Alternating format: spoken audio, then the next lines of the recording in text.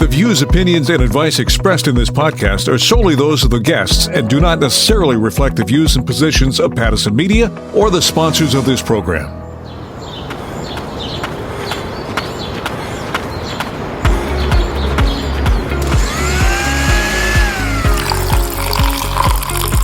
Breathe out. 2, 3, 4.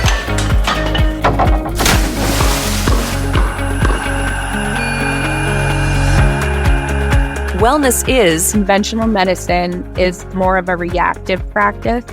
Once you're sick, once you need surgery, whereas alternative practices tend to be more preventative. And I think prevention is beyond key for everything. Imagine what life would be like if we could just sit down, eat a meal, and move on rather than overanalyzing everything we put into our mouth. Why bother being mindful? Why bother looking inside? What's it going to do for me? What's it going to get me? We need to buy into the process of why this has value. Sometimes we have friendships that are just out of habit. Welcome to Choosing Wellness, your podcast for practical advice about how to attain better physical and mental well-being so that instead of just surviving, you're thriving. Choosing Wellness is powered by Pattison Media. In this series, we'll share a health journey, explore the trends, and talk to the experts who will help you live your best life, and we'll have fun doing it. In this episode, a journey to self-kindness. Why some doctors are looking to global modalities. How deep are your friendships? And why mindfulness can help heal the soul. I'm Linda Freeman. Come join the journey of choosing wellness.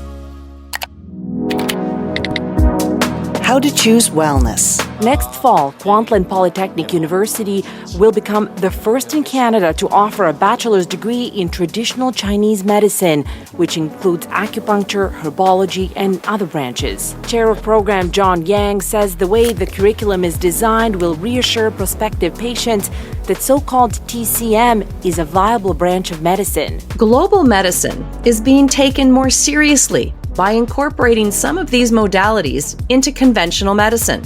Dr. Kelly Barnett is a physician who's doing just that, blending her vast medical background and training with some more alternative options like Ayurvedic or traditional Chinese medicine, both dating back thousands of years. Kelly, it's great to have you back. Thank you so much, Linda. Yeah, thanks for having me. I think I have to just talk a little bit about the general approach of alternative practice versus conventional. And I think they're both amazing. They both have their strengths and their weaknesses. Sometimes I encounter patients that are like initially really polarized on one end. Like they will only do conventional or they will only do alternative. I really believe there's a space for both. So conventional medicine is so good at bringing the sick to being not sick. But then to get to your optimal best self, to feel really good, not just not sick, I think alternative practices are really strong in that. And conventional medicine can help, but the strength really lies in that alternative world for that. So well put. And also the philosophy, conventional medicine understands that the body has an immune system and that it fights things. But when there's disease or illness, it doesn't really think, okay, how do I support the immune system or how do I support the natural healing mechanisms of the body? What it's about more is, okay, I need to put things in there or fix things. Whereas alternative practices tend to be more like, okay, there's this beautiful healing mechanism of the body. How do I support and nurture that so the patient gets better? I think it's important to be open to that help instead of have this fear, oh, I'm taking this medicine or I need this, because it really is there to help once the disease has gotten to a certain point. But also integrating these alternative practices to support the immune system, to support the body. I love this because I know sometimes people, and you said it, they're either conventional or not, but finding that in between is really, really key to our overall wellness. And to have more medical doctors looking at those other options, I think is good for all of us because, as you said, you look at Ayurvedic medicine, it goes back thousands of years, and same with traditional Chinese medicine, same with our indigenous ways. We can all learn from each other to be healthier and to heal our bodies so that we can live longer, happier lives. Completely. The thing I do love about conventional medicine, right? We use science to see why and where, and we apply it to these alternative practices, which is happening more and more and more. And of course, we need more data, but it is happening.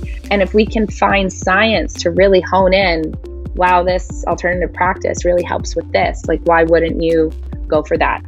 I completely agree. And let's talk about that for a moment in the sense of we're inundated with take these mushrooms, do this probiotic will help you, and they'll just consume all of this. Talk a little bit about that and maybe the proper practices that we should get into. Yes, you bring up a really good point. The internet is a wormhole. You really need guidance, not only to hone in on what you need and not kind of muddy the waters without taking all these supplements and things, but there are some concerning interactions that can happen.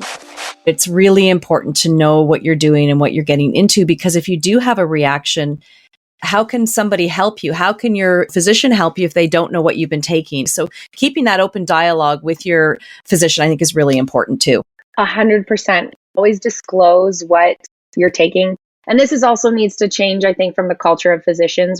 Strictly conventional doctors are like, oh, that's all garbage. And so sometimes patients won't reveal what they're taking because they don't want to get the backlash from their physician. But unfortunately, there are a lot of physicians that don't really know. They follow guideline medicine, which is so important. It's a two-way street. Also, that integration of our medicine here in Canada.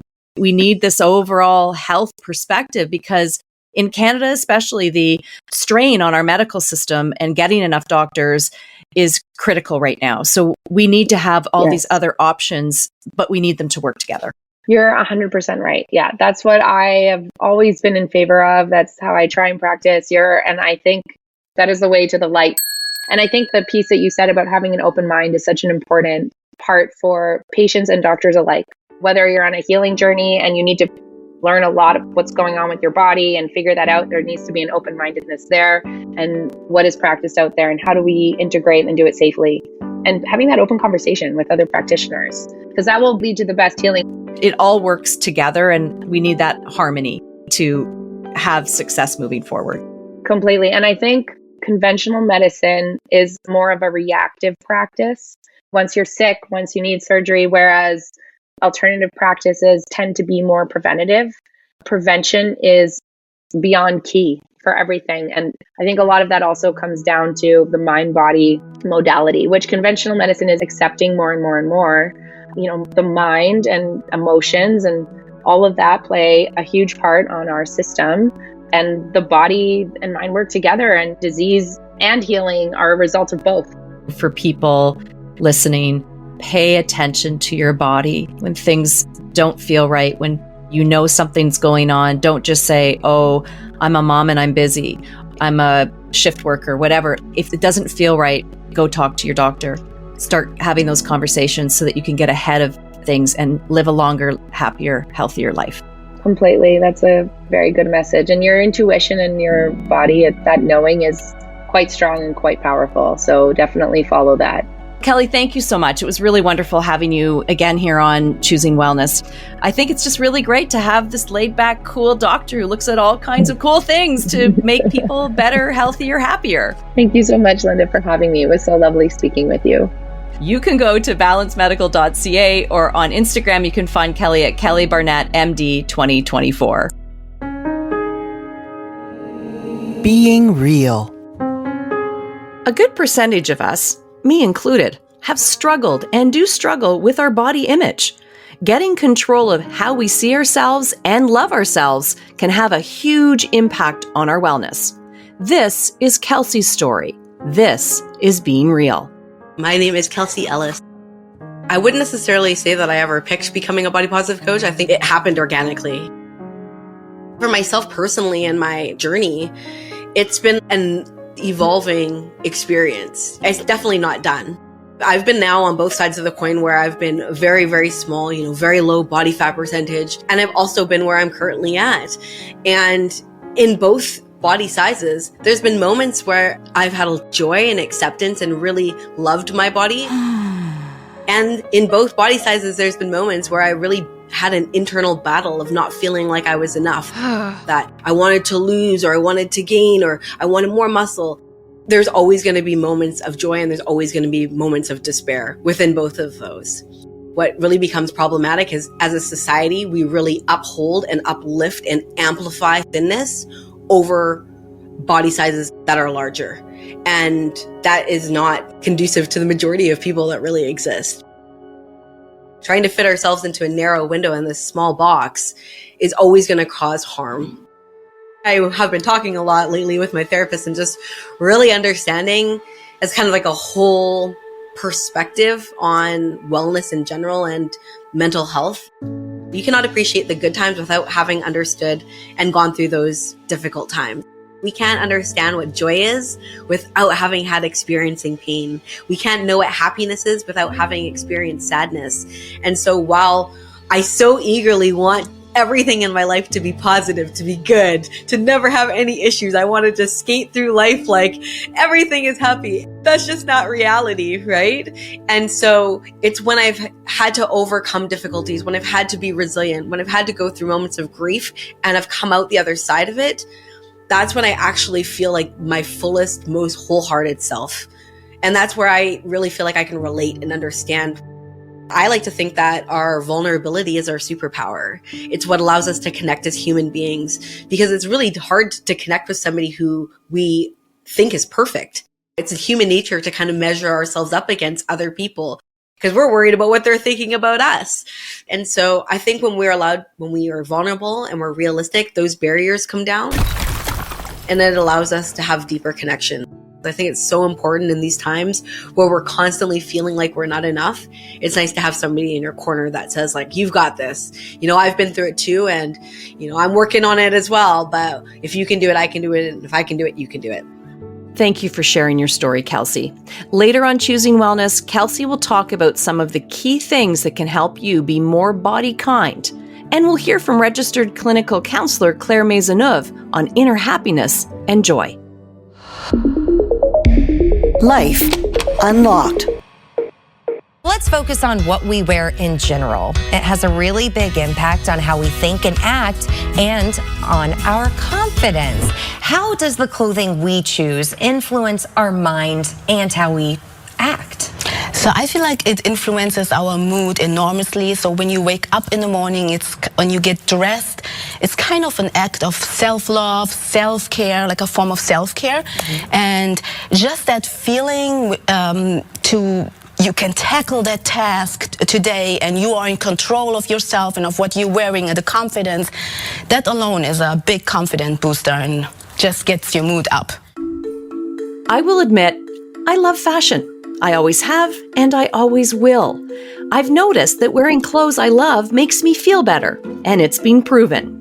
Northwestern University conducted a study on the connection between what we wear and our mental state, citing how 96% of participants reported that their emotional state changes depending on their clothes. It's known as enclothed cognition, which refers to the symbolic meaning of fashion and its influence on our mental well-being.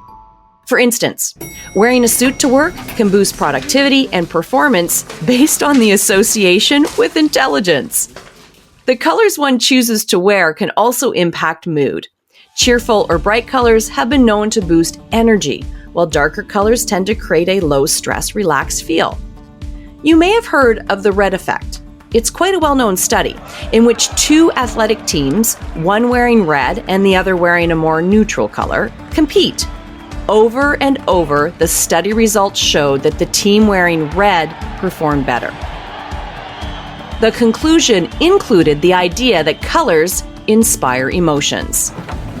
In addition to the type of clothes you put on, deciding what to wear and getting dressed has a connection to your mental health. Developing a routine that includes getting dressed has been shown to lessen depressive symptoms and potentially break the cycle entirely. When a mental health disorder takes over your life, it can be hard to get out of the hole it digs for you. And while your fashion and personal style choices do not constitute your entire personality, they play a part in your identity. So next time you don't feel like yourself, or you want to boost your mood, put on a cute outfit that makes you feel good. It might make the day a little better. Coming up later on Choosing Wellness, we talk about the importance of having deeper connections with friends with Life Unlimited, Stephanie Staples. Health Tag. Estimates from the British Social Attitude Survey suggest that 1 in 20 men and 1 in 10 women reported being dissatisfied with their appearance. You add that up, these are significant numbers. Now, earlier we heard Kelsey's story and her journey to body positivity. This is producer Karen Habashi's chat with Kelsey and how we can put a spin on the why and the how of body kindness. Hi, Kelsey, and welcome to Choosing Wellness. Before we get started on our topic, can you please introduce yourself to our listeners? Hey everybody, I am a body positive fitness coach. I have been in the fitness industry for more than 15 years, and I'm really excited today to share a book about my experience has been like personally, as well as how I cultivate wellness. So let's talk about the body positivity fitness journey that you've been through. Yeah, we're seeing trends come back around calorie deficits and weight loss and all of the quote unquote trending body types that we used to see, like the Kim Kardashians of the world with the small waist and big butts and that curvilicious body. Yeah. Seem to be, taking a bit of a back seat right now. And I think along with that, we're starting to see people internalize that and feel, hey, I should be doing something about my body or changing my body size. That's a perfect example of how often body sizes and trends change. And so if it's not that, it's going to be something else. And with that, each change within trends and body sizes, we, as people who don't fit whatever that mold is at the time, definitely feel that external pressure to have to conform, to have to change. And social media and the media in general really amplifies that message, right? We see it everywhere. And it's exhausting to feel like I'm never enough, no matter what size I am. And so it's so important to never judge a book by its cover. I know that sounds so silly and we hear it all the time, but it's so true. We never can really tell what somebody's internal experience is based on what their exterior looks like. And so I think it's really important as a society to allow body size, weight, and shape to take a backseat and maybe get to know one another and really understand each other from an internal perspective and what each human's individual experiences rather than their body weight, shape, or size. It's refreshing to see people accepting their bodies. I want you to tell me your journey. Why did you pick to be a body positive coach? I wouldn't necessarily say that I ever picked becoming a body positive coach. I think it happened organically. It happened just with the way that I was working my own personal experience and struggles with my own body, as well as what I was seeing with all the clients that I was working with, and just recognizing as a fitness coach, I have two choices. I can either be part of the problem or be part of the solution. There is no end. So when we're left with that, when there is no outcome that we're ever going to be truly satisfied with, what is the alternative? It's having acceptance and meeting yourself where you're at. And rather than saying, when I get to X, Y, and Z size, I'll be happy. It's thinking, hey, how can I cultivate more joy and happiness and acceptance in my life at the body size that I'm currently at? Imagine what life would be like if we could just sit down, eat a meal, and move on rather than overanalyzing everything we put into our mouth or every time we have to write a grocery list. And how would we utilize that time? That would be a lot more fulfilling in our lives.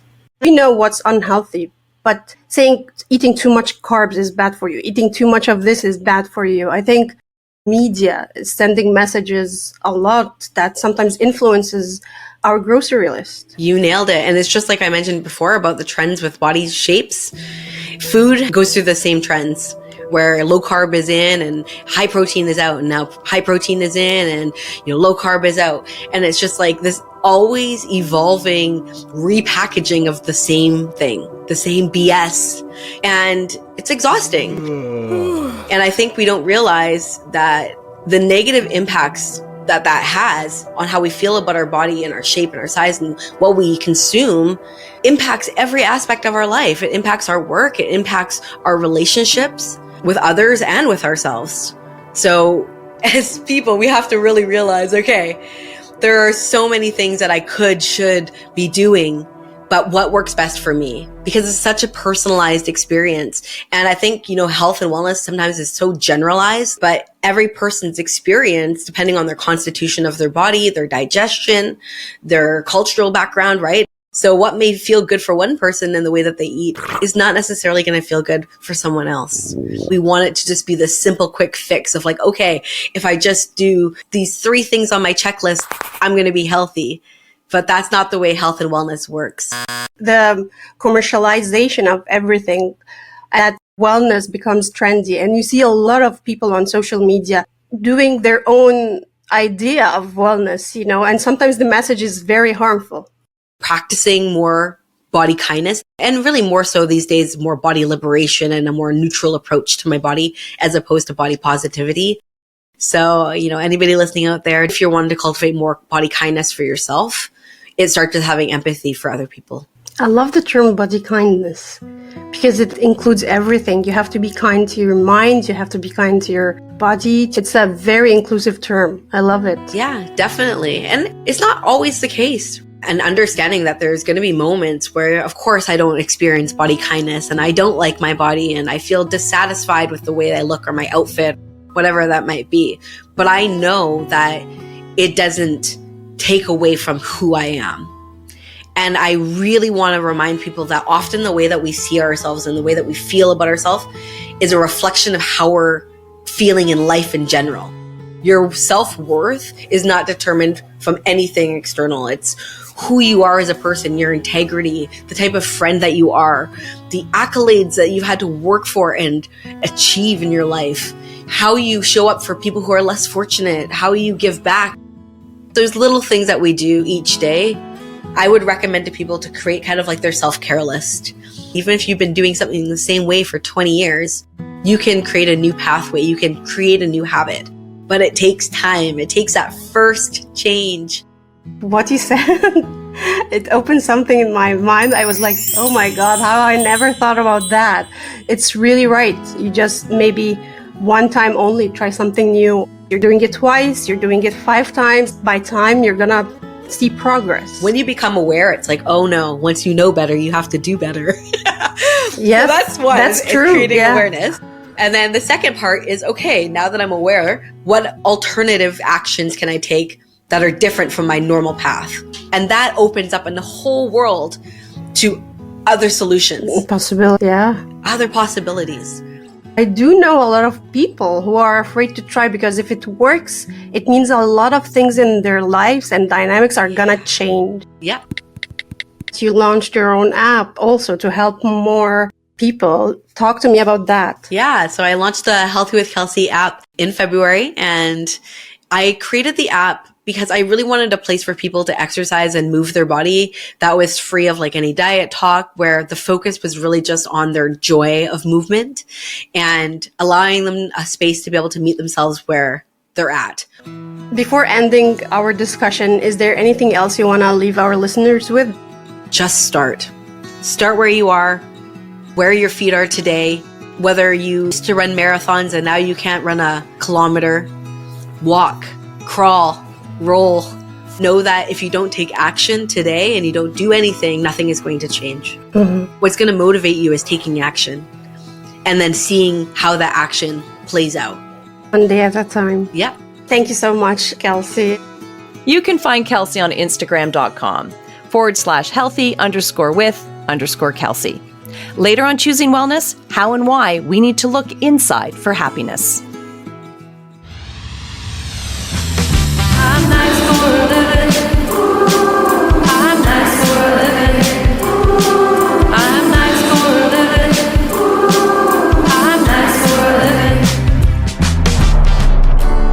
Life Unlimited with Stephanie Staples.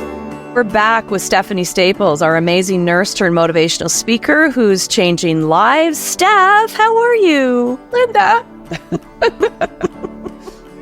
Now, I started with that for a good reason, because I could go on and ask you, hey, what have you been up to since the last time we talked? But you have a pet peeve about friendships when it comes to just talking about what you have done since the last time we connected. So that's where we're going to start this one off. I know. I don't want to be complaining. No. Just trying to make things better. My question is, do you have some friendships that all you do is talk about what you did since the last time you were together? You catch up on everybody's health, and you catch up on the kids, and you catch up on the trips. And then that takes up your whole time. And then that's all you do together. That's what I find. It's not that you don't love and care about these people and you want to know what's happened and you want to catch up. But I just have this feeling that if we don't make new memories together, then our friendship is just kind of based on the past. That we had all those memories together. Like, how do we make this deeper, more meaningful connection? If only we're having catch-up conversations. So how do we shift that? What are some of the things that you can give us to make sure that our friendships are more nourishing, flourishing, and going deeper than maybe they are right now? Nourishing and flourishing. That sounds nice. The first thing is awareness.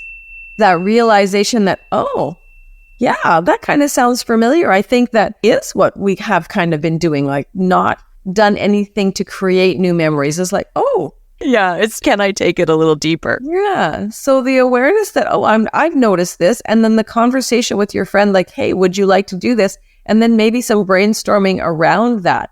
So my bestie and I, and during COVID, we started doing Zoom yoga. It's been a game changer. We are actually just both agreed that we are closer now than when we lived in the same city. And that's something. We have nurtured our relationship in a whole different way. It's different. We never did that before. We never talked that much when we lived in the same city, but we're purposeful, intentional, and deliberate about making the time together to do something different. Planning that intentional time together and having something to look forward to as well. Like, hey, I'm going to have my little Zoom yoga with my friend tonight, or we're actually going to get together and do some yoga because they live just down the street kind of thing. And you said having something to look forward to, which is a great one because, you know, it might be planning a trip or planning an excursion or something. It could be 8 months down the road, but you've got that date on your calendar when we're going to do something. But if it doesn't get on your calendar in the first place, it's probably not going to happen. That's so true. Yeah. There's so many different things that we could do. Have you ever heard of a BBQ? Like that you cook on? No, stands for Big Burning Question. I knew it would be something like that with you. BBQ. Big Burning Questions. Like it. Yeah, like, and you could bring a big burning question to the conversation, right? Or something that you've looked up, like a different word, or let's each just bring something to the conversation. Just go deeper, right? Like, as you said, try something new, like just be present with that person, celebrate little things with each other. Sometimes we have friendships that are just out of habit. It's not that you don't love this person or whatever, but friendships do take time, they take energy, and we can't always keep everything in our garden. But look and decide And I think that's a big one, and I think it's something that we tend to do through the years as we get older as well. We start to realize the people who are our true friends and maybe the ones that might just be on the surface or peripheral. You like to have them around, but maybe not as much time. And then there's energy suckers, and those are the ones that we need to prune because they're like a thorn and you don't want it in your garden. You notice at the end of your conversations that you just feel like sad or heavy or you're not feeling good. For sure. Just notice that, like your body's telling you something, and pay attention. How it affects you is very important. That's that self-awareness that we need to go through on our wellness journeys, and really need to take a look at ourselves on an ongoing basis. How does this situation affect me? How does this person affect me? And how am I in those situations? And then make some changes when you need to so that you can have the best, happiest, most positive life moving forward as possible. Anything else? Do you want to sum up anything before we go today, Steph? Just my thing. It's Stephanie Staples encouraging you to live your life unlimited. Thanks so much. I always enjoy our conversations. I feel energized, revitalized, and lighter when you and I talk. So thanks again, Steph. And if you want more amazing life ideas, you can go to stephaniestaples.ca.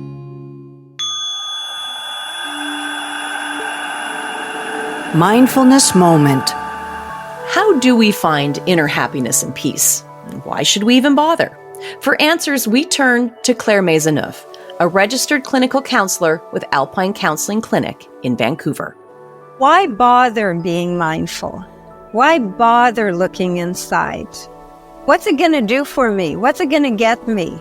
I think that's a question. So what's the first step is we need to buy into the process of why this has value. Everybody in life is looking for more joy and happiness. Everybody wants to avoid suffering and wants to have more peace, joy, and happiness inside of them. And everybody's looking for that happiness in their job, in their relationship, by having kids, by being famous. Everybody's looking for that happiness outside of themselves. And the truth is that they will never, ever find it anywhere out there. You will find temporary pleasures, temporary happiness, temporary excitement, and all those things, but you will never find what you're looking for out there. Hence, the value of being mindful within yourself, learning to become familiar with the space inside of you, is because in that space is where your joy and your peace and happiness will be found. Of course, I'm not the first one that's ever said that. That's what every great spiritual tradition has always talked about. And yet, we still deny that experience. We're all looking for something in the wrong place. We have to make time to go to the place where happiness resides. That means that we need to spend time quietly inside of ourselves, in solitude, in silence, in quietness. We must make some time to go within us. And that's where the question that often comes up, where people will often say, is mindfulness meditation? And the answer is yes and no. What I mean by that is, in meditation, you develop the profound faculty of learning to be mindful.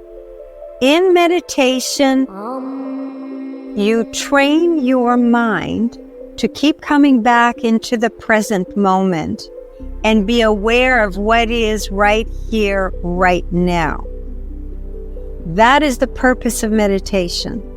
If you want to become mindful and really get proficient at it, you really want to learn to meditate. You want to learn some strategies to focus your mind, to train your mind, because the mind is a muscle. The mind gets trained. It's like anything else.